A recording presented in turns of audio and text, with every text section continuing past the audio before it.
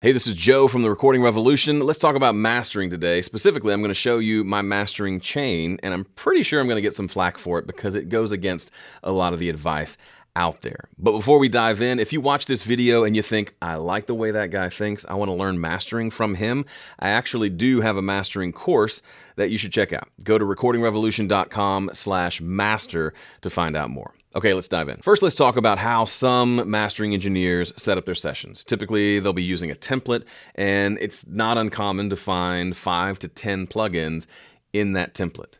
And generally, they'll have really good reasons for each of them. They'll be able to write up an essay explaining exactly why they use this EQ, and then this compressor, and then this other EQ, and then these other two compressors, and then this saturation thing, and then this multiband, and then this limiter, and this EQ, and this other limiter. Like, it sounds like I'm being silly, but like that's not crazy to think that that's how many plugins a lot of folks use in their mastering sessions. But the problem is, it's a little like medicine. So let's say I have a massive headache, like terrible pain, and I go to the hospital and they give me some pain medicine to manage the pain.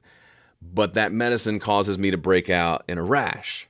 So then they give me medicine for the rash symptoms. But that second medicine messes with my stomach, so they have to give me a third medicine to help my stomach feel better. Do you see the problem?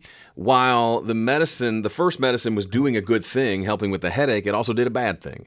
So there are good effects and there are side effects. It's the same when it comes to using plugins in mixing or mastering sessions. This plugin might be doing wonderful things, but it might also be causing some problems that weren't there before. And there's a good chance that the reason that the mastering engineers have all these plugins down here is because these plugins up here messed something up. So they did a good thing, they also did 3 bad things, and now I have to put other plugins down here to fix the bad things that happened up here. I have a better approach. Just don't. Here's what I mean. Let me show you my mastering chain. Here is my actual mastering session from my band's most recent EP. The band is called Stare Down. The EP cover looks like this if you want to go look it up. If you're not familiar with Studio One, let me show you how it works. This section up here is for plugins on specific songs. This section down here is for plugins that go on everything. So for example, there is a 40 hertz high pass filter here that goes across everything just to make sure there's no crazy rumble down there.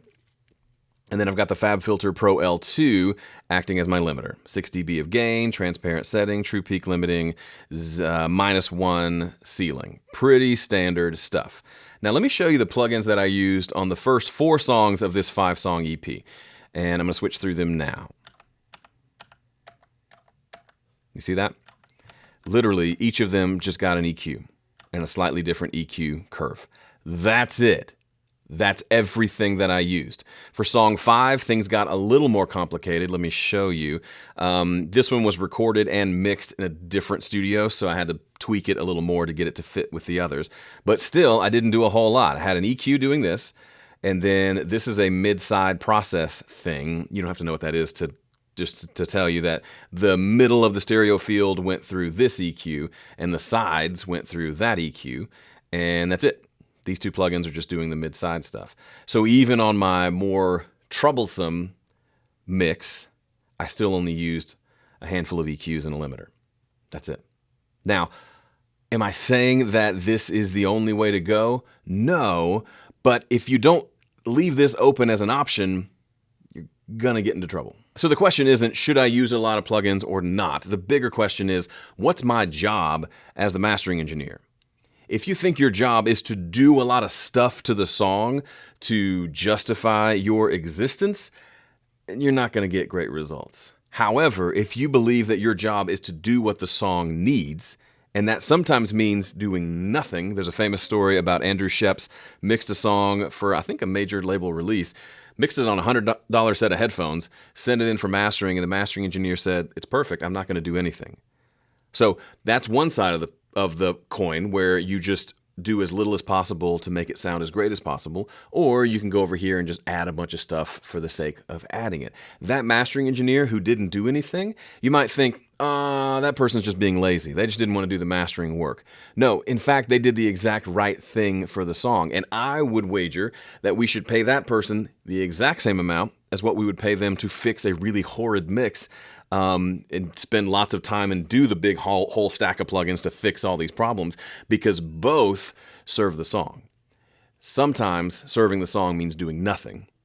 Sometimes serving the song means doing a lot.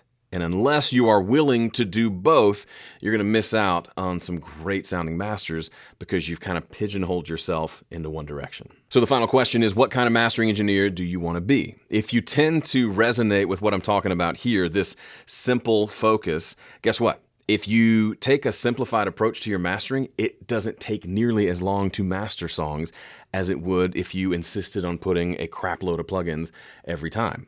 Plus, in my experience at least, you get great, if not better, results. So if you want to learn my whole mastering process, step by step, both how to set things up and how to listen and make those important decisions, check out my mastering course. Go to recordingrevolution.com/master. Thanks for watching. Happy mastering.